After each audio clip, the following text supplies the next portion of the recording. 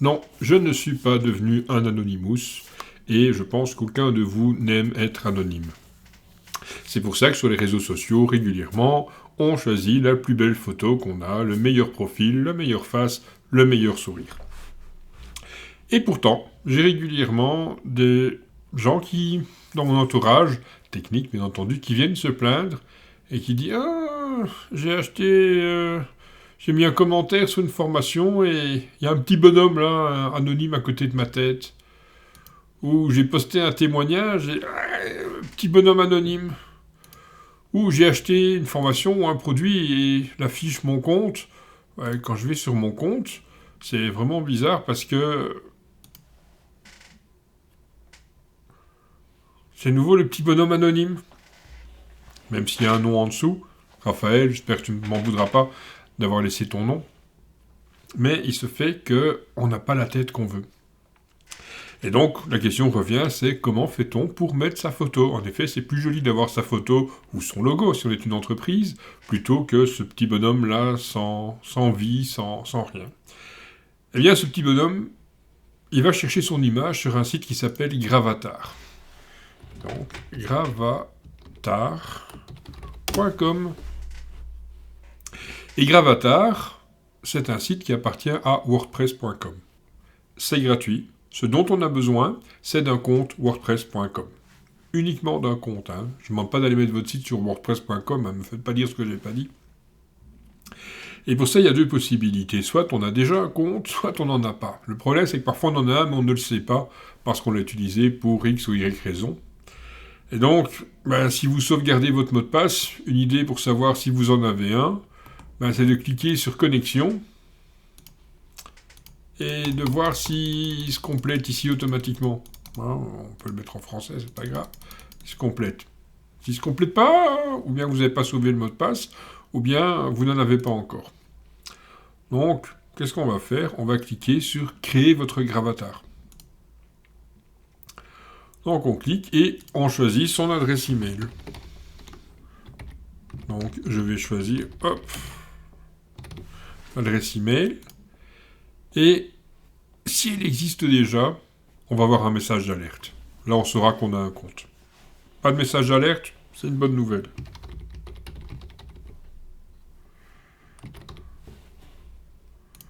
Choisissez un mot de passe.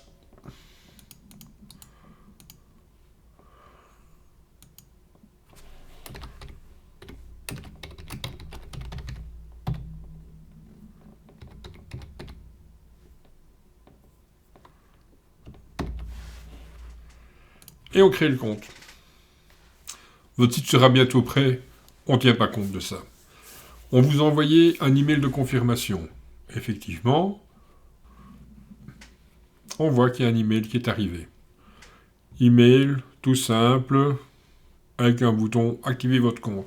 Ils n'ont pas traduit l'email, on ne va pas leur en vouloir. Activer votre compte, c'est ça dont on a besoin. On va cliquer sur le lien, et en ayant cliqué sur le lien, on va arriver sur une page de confirmation. On accepte les cookies, l'adresse email est confirmée, c'est ce dont on a besoin. Ici, on a deux possibilités pour le créer. Première possibilité, on va cliquer sur la petite icône ici, encore le bonhomme inconnu, et on va changer de photo. Donc on va choisir de mettre une photo. Supposons que je n'ai pas forcément envie de mettre ma photo, on n'est pas obligé. On va mettre une photo. Ça, c'est important. Donc, je clique pour changer de photo. Dans mes téléchargements. Et je choisis cette photo-ci.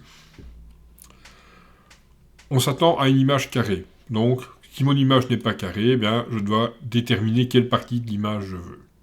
Moi, je veux l'ampoule, je la trouve vraiment belle. Et je clique sur changer ma photo. Je reçois les félicitations du jury. Et j'ai ma photo ici.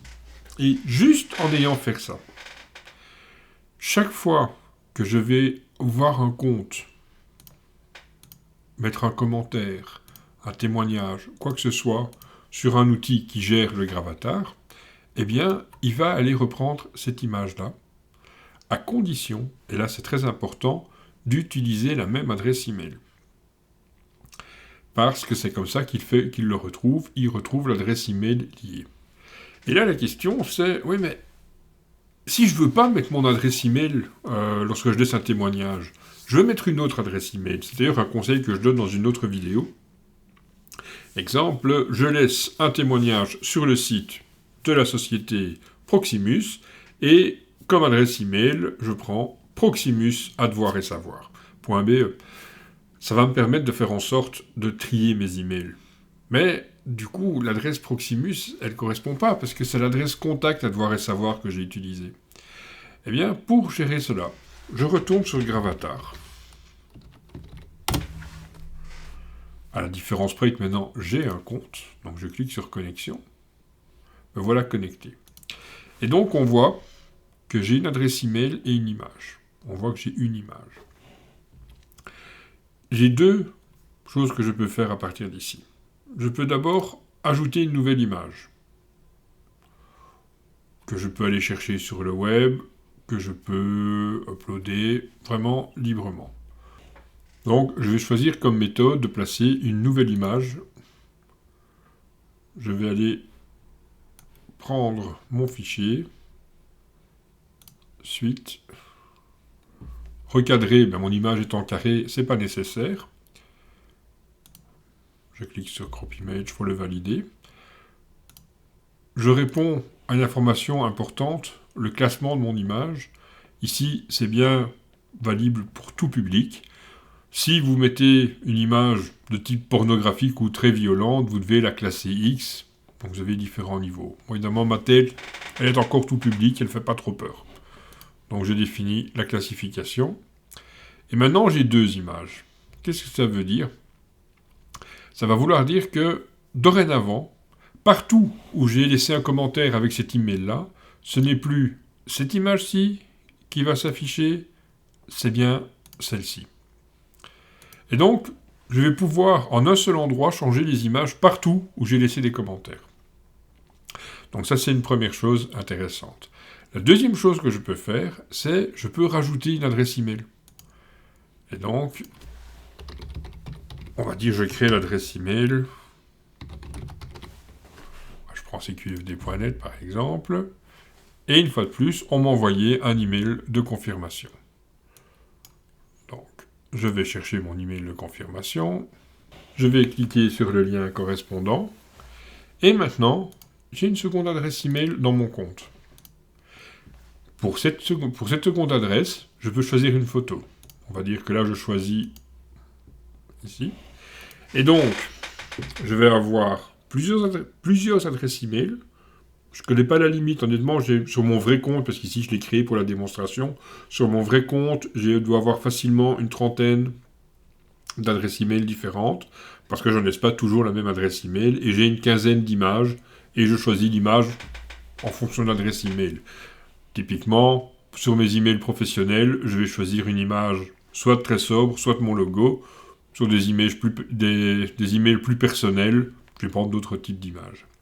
Mais donc, simplement, en créant des gravatars et en associant chaque fois une adresse email à une photo, on va avoir, grâce à ça, on va avoir le système qui va remplacer le petit anonyme par notre photo.